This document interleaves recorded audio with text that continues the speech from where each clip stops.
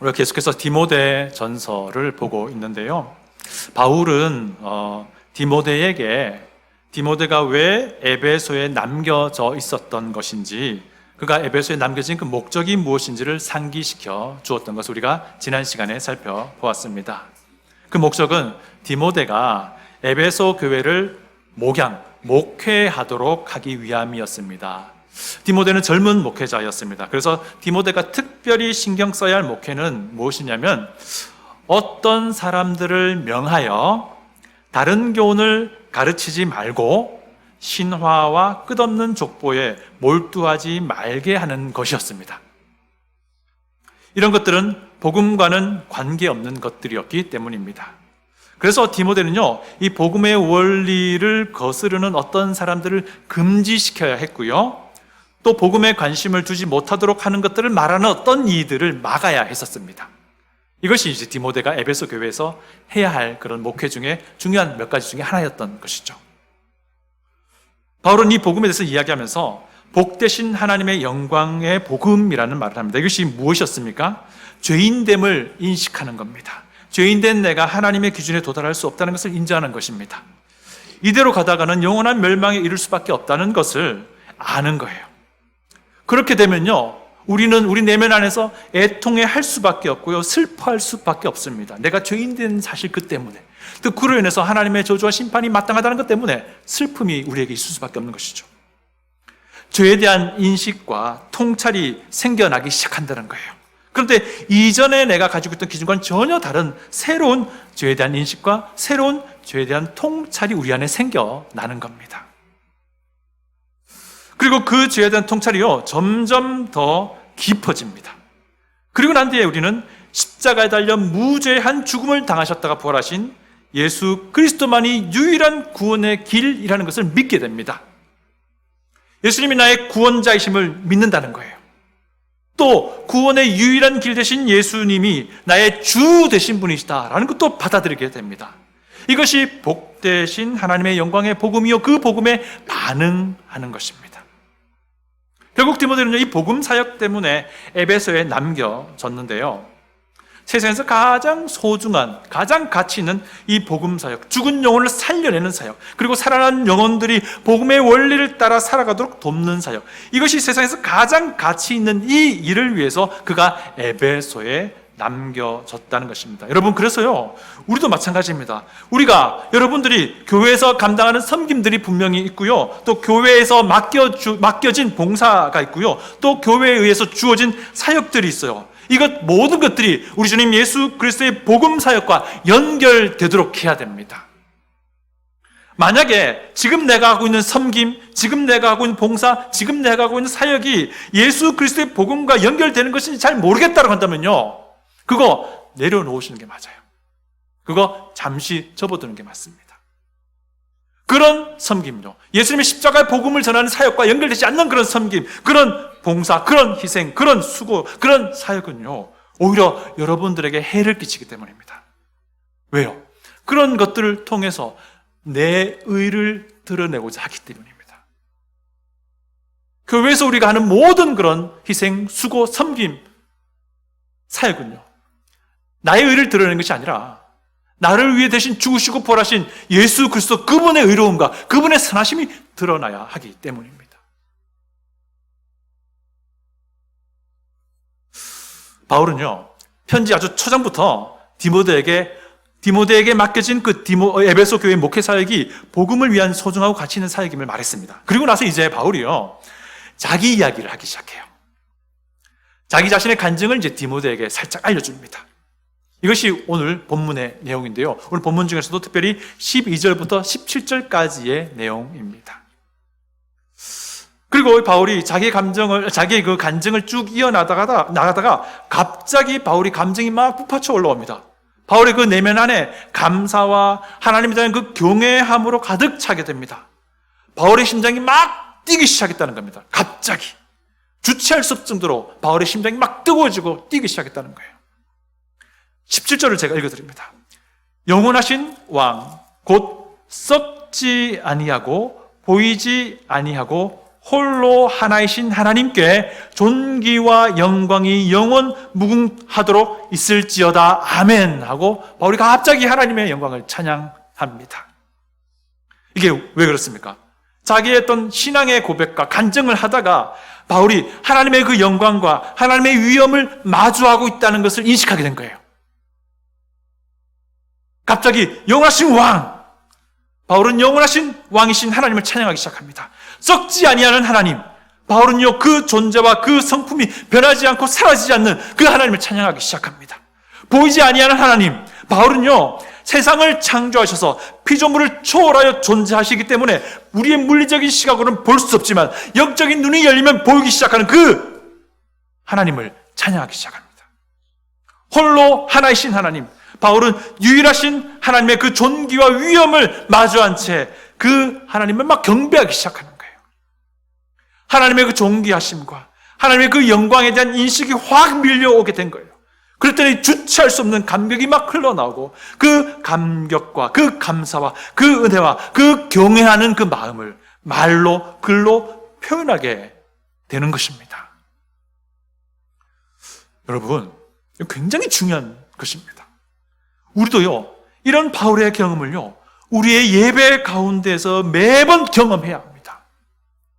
왜 그렇습니까? 우리는 지금 여기에 예배당에 앉아서 예배를 관람하는 사람이 아니기 때문입니다. 예배라는 퍼포먼스를 관람하는 방청객이 아니기 때문이란 겁니다.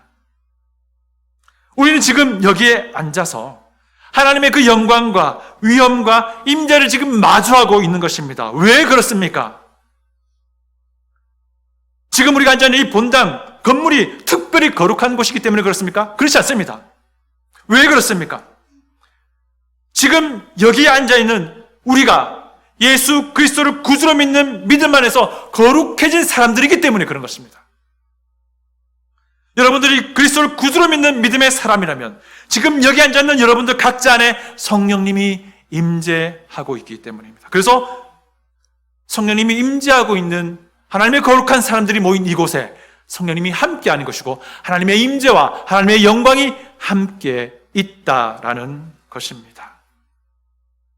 그래서 우리는요 하나님의 위엄을, 하나님의 그 영광을 지금 마주하고 있는 거예요. 이것이 예배입니다.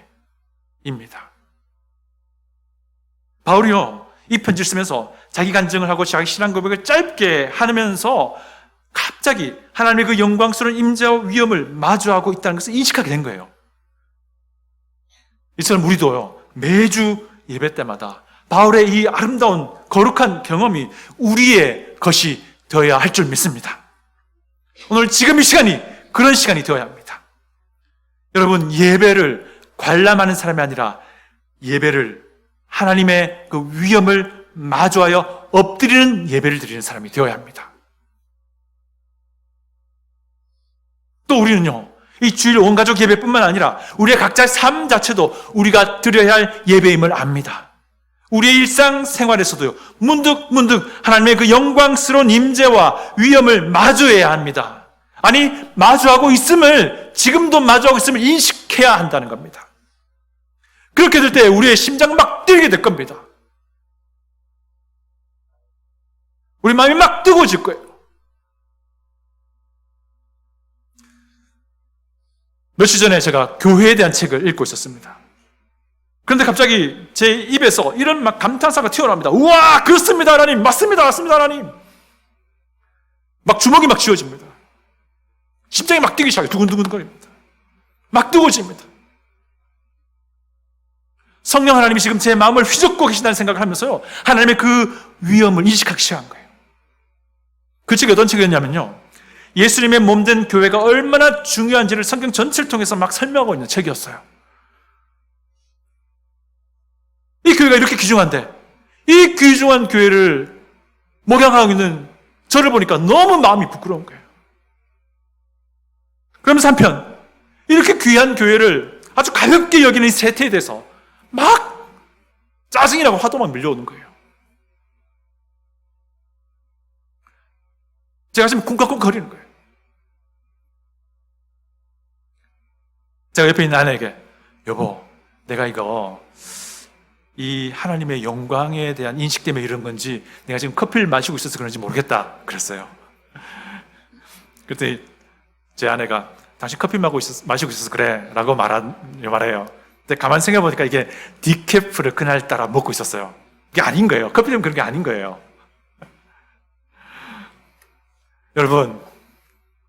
여러분들이 예수 그리스도를 구주로 믿는 믿음의 사람이라면요, 우리 모두가 이 교회로 모일 때이든지 우리의 일상생활에서든지 간에 하나님의 그 영광과 위엄을 마주하고 있다는 것을 인식할 수 있어야 됩니다.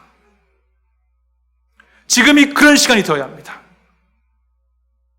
그런데요, 바울이 갑자기 하나님의 영광을 마주하고 있음을 인식하고 그의 심장이 막 뜨거워진 것은요, 그가 그 앞에 고백했던 그의 간증 안에 답이 있습니다. 그가 고백한 신앙 안에 그 답이 있어요. 오늘 우리가 그것을 살펴보기를 원합니다.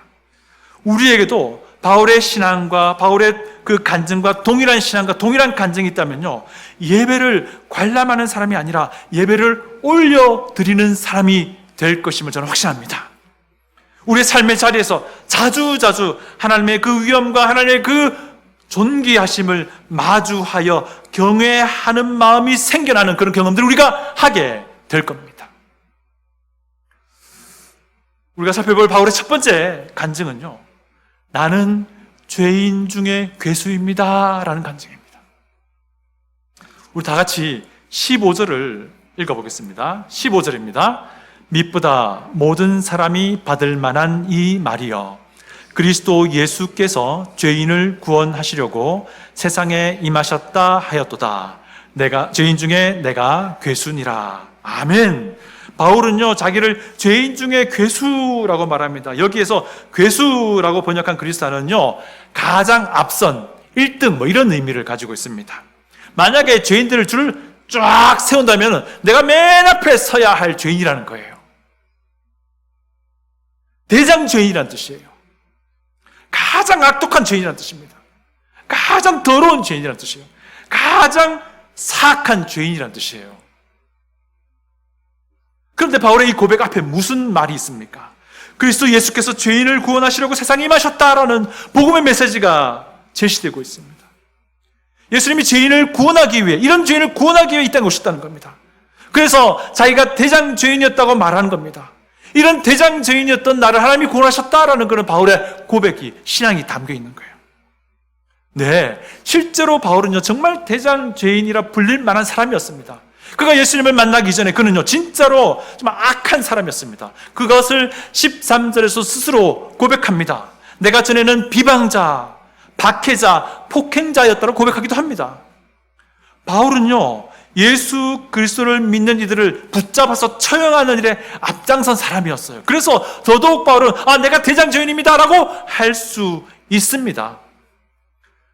그런데 여러분 하나님 앞에서는요, 바울이나 나나 똑같은 죄인이라는 거예요. 모든 사람은 다 동일한 영원한 벌에 처해질 똑같은 죄인이라고 하나님 말씀하고 계세요. 그래서 이 고백은요, 이 바울의 고백은 바울만의 것이 아닌 거예요. 내가 죄인 중에 대장 죄인입니다 라는 고백은요, 모든 사람, 내가 해야 될 고백이라는 거예요. 그래서 내가 가장 더러운 죄인입니다. 내가 가장 추한 죄인입니다. 내가 가장 사악한 대장 죄인입니다 라고 인식해야 하는 것은 바울만의 것이 아니라 나의 것이라고 하는 거예요.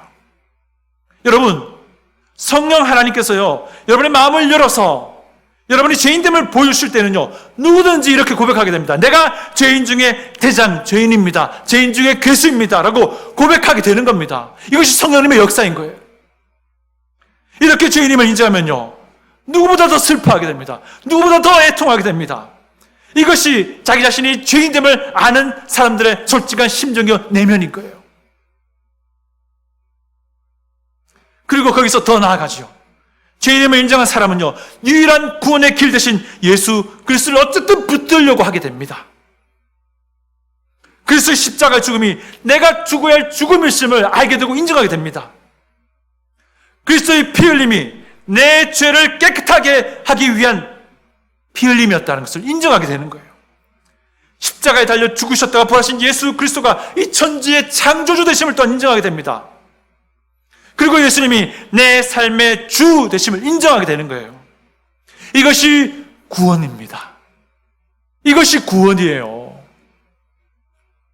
그래서 바울은 예수께서 죄인을 구원하시려고 세상에 임하셨다라고 말한 뒤에 죄인 중에 내가 괴수입니다 라고 고백하는 거예요. 이게 바울만의 것이 아닌 거예요. 모든 이들이, 예수 그리스도 앞에 나오는 모든 이들이 고백해야 할 동일한 고백인 거예요. 그렇게 예수 그리스도를 구주로 믿게 된 사람은요, 자기가 인생의 주가 아닙니다. 이제는 예수 그리스도께서 내 인생의 주가 되시는 거예요. 그렇게 살아가면서요, 대장 죄인이라고 처음 인식하게 됐던 그 이후부터요, 죄에 대해 더 민감해집니다. 죄에 대한 통찰이 더 깊어진다는 뜻이에요. 그래서 바울이 그랬던 것처럼 매일매일 내가 대장 죄인이었습니다 라고 하나님께 고백하게 되는 것입니다. 여러분, 이런 죄에 대한 인식과 통찰이 있을 때예요, 하나님의 구원의 은혜가 더 깊어지는 겁니다. 더 넓어지는 거예요. 더 많아지는 거예요. 더 자주 일어나는 겁니다. 구원의 은혜가 더 깊어지면 깊어질수록요, 그 사람은요, 하나님의 영광과 그 위엄을 더 자주, 더 깊이 인식하게 되는 것입니다. 여러분, 우리는요, 하나님이 구원해 주신 대장 죄인이에요. 우리는 하나님이 친히 용서하신 대장 죄인입니다. 우리는요, 영원하시고 거룩하신 하나님과 영원을 보내게 될 대장 죄인인 거예요. 이런 고백이 있을 때 우리는 하나님의 거룩한 임재를 더 깊이, 더 자주, 아니 거의 매 순간 대면하게 될 것입니다. 지금 이 시간도 말이고요, 우리의 삶 전체도 마찬가지입니다. 바울의 두 번째 간증은요, 나는 하나님이 믿어주시는 대장 죄인이다 라는 겁니다. 우리 다 같이 12절을 읽어보겠습니다. 다 같이 12절 읽습니다. 나를 능하게 하신 그리스도 예수 우리 주께 내가 감사함은 나를 충성되이 여겨 내게 직분을 맡기심이니. 아멘. 바울은요, 하나님 나를 충성되이 여긴다라고 간증해요. 여기서 충성되이 여겨에서 충성되이라고 번역한 그리스어 단어는요, 쉽게 말해서 믿을만하다라는 것입니다. 신뢰한다는 뜻이에요. 그게 무슨 말입니까? 하나님이 신뢰해 주신다는 거예요. 믿어주시겠다는 겁니다. 여러분 생각해 보세요. 믿을 만한 끈덕지가 없는데도 믿어주겠다라는 그런 말씀이에요. 한번 우리 가정 한번 해볼게요. 여러분 앞에 지금 사기 전과 10범이 앉아있다고 생각해 보세요. 여러분 믿으시겠어요? 안 믿어요. 저라도 안 믿을 것 같아요. 겉으로는 티를 안 내겠지만 속은 계속 경계하고 있지 않을까요? 그런데 죄인 중에 괴수이자 대장 죄인인 바울을 하나님이 믿어주겠다라는 거예요. 예수 그리스도 안에 있던 대장 죄인 바울을 하나님이 인정해 주겠다라는 거예요. 사실 바울 안에 믿을 만한 것이 없습니다. 우리도 마찬가지죠. 우리 안에 믿을 것이 아무것도 없어. 그러나 하나님은 예수 그리스도 안에서 우리를 믿어주겠다라는 거예요. 그리스도를 구주로 믿는 죄인 중에 괴수인 바울을 하나님이 경계하지 않고 믿어주겠다라는 겁니다. 여러분이요, 예수님을 구주로 믿는 대장 죄인이라면요, 여러분은 하나님께 인정받는 대장 죄인이라는 것을 아셔야 됩니다. 하나님께서 신뢰해 주시는 그런 대장 죄인이라는 것을 알아야 됩니다. 저 역시도 마찬가지입니다. 비록 부족하고 연약한 많지만 하나님이 믿어주시는 그런 대장 죄인이라는 거예요. 바울이 예수 그리스도를 믿기 전에는 진짜 비방자요, 핍박자요, 박해자요, 폭행자였지만 바울이 예수 그리스도를 구주로 믿은 뒤에는 하나님이 신뢰하는, 하나님의 신뢰를 받는 대장 죄인이 되어버린 겁니다. 심지어 하나님의 그 신뢰함과 하나님의 그 믿어주심이 어떻게 드러납니까? 대장 죄인 바울에게도요, 사도의 직분을 맡깁니다. 감히 어떻게 그가 사도의 직분을 맡을 수 있어요? 교회를 찾아가면서 박해하던 사람인데, 스데반을 죽이는데 앞장섰던 사람인데, 스데반이 죽어도 좋다라는 거 인정을 해준 사람이었는데, 다시 12절 읽어봅니다. 나를 능하게 하신 그리스도 예수 우리 주께 내가 감사함은 나를 충성되이 여겨 내게 직분을 맡기심이라. 대장제인 바울에게 사도의 직분을 맡기시고 그 직분을 감당할 능력까지 주셨다는 거예요. 여러분, 우리도 마찬가지입니다. 내가 대장죄인임을 인정하게 될 때에 우리는 우리의 죄인됨으로 인하여 슬퍼하고 애통했었어요. 하나님의 진노를 받아 마땅한 존재임을 받아들이게 되었습니다. 동시에 우리는 하나님께 통회하는 마음으로 죄의 용서를 구하는 자리에 기꺼이 나아갔습니다. 무릎 꿇었습니다. 그리고 예수 그리스도께서 내 죄값을 다 치르시고 죽으셨기에 이제 더 이상 내가 치러야 할 죄의 대가가 없다는 것을 인정하기 시작했고 받아들이기 시작했습니다.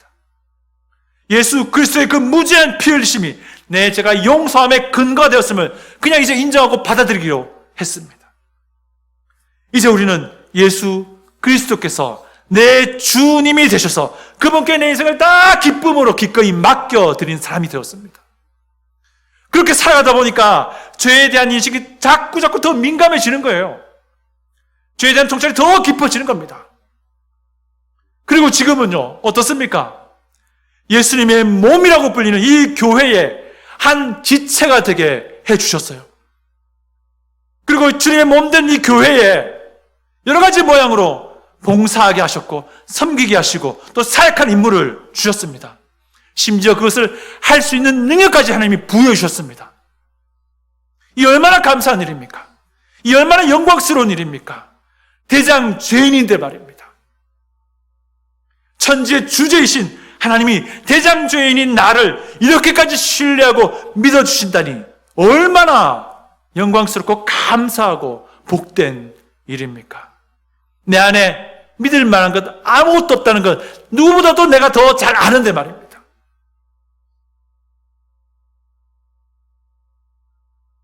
바울의 간증 세 번째는요, 하나님이 대장죄인인 나를 본으로 삼으신다는 거예요. 본. 16절 우리 다 같이 한번 읽어봅니다. 16절입니다. 그러나 내가 긍휼을 입은 까닭은 예수 그리스도께서 내게 먼저 일체 오래 참으심을 보이사 후에 주를 믿어 영생 얻는 자들에게 본이 되게 하려 하심이라. 아멘. 아멘. 대장죄인 바울이 하나님께 죄 용서받은 이유가 있다는 겁니다. 그것이 무엇입니까? 앞으로 구원받을 사람들에게 본이 되도록 하기 위함이라고 말합니다.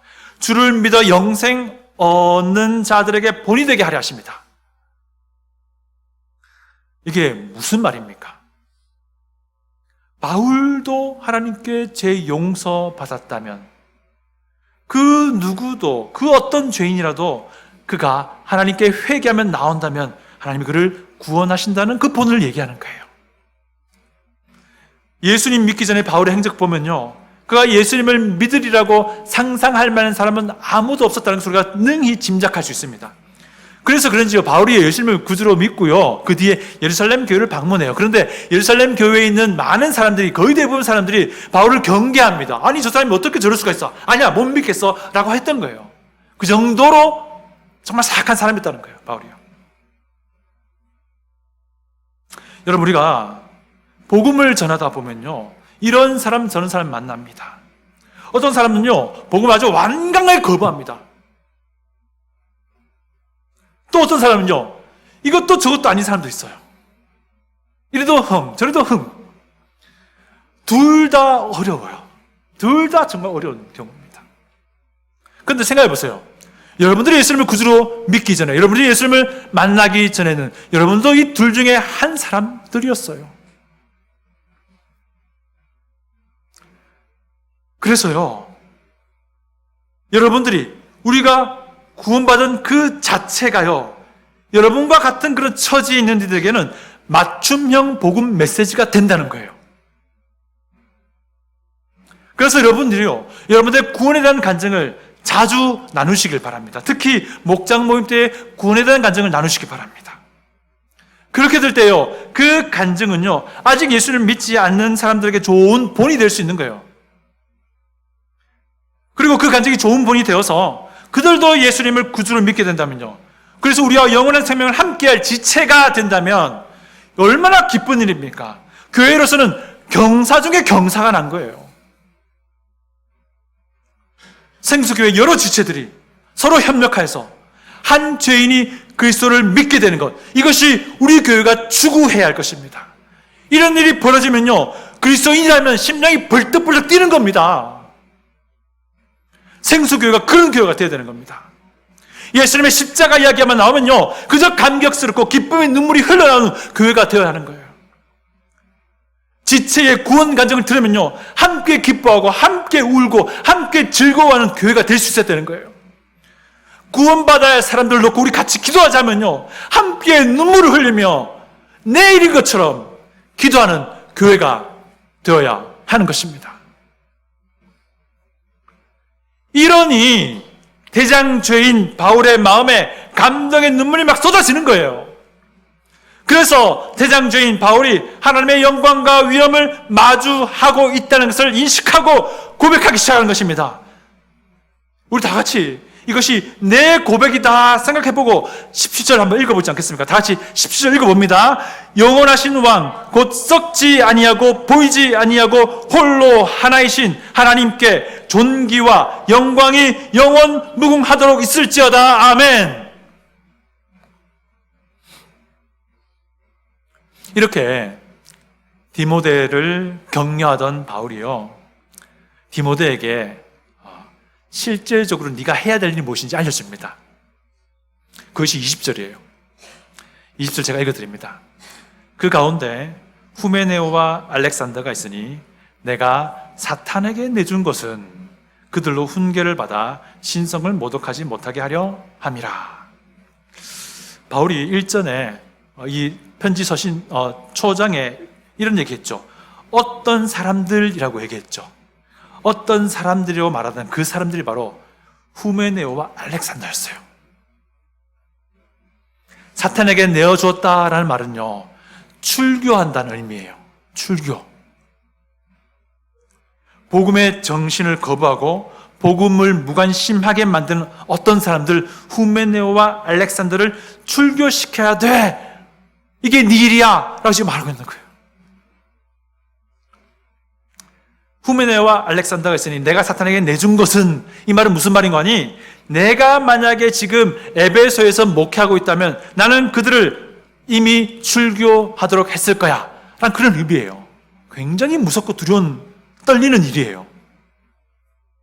우리 생수교회에서는 이런 일이 벌어지지 않기를 원합니다.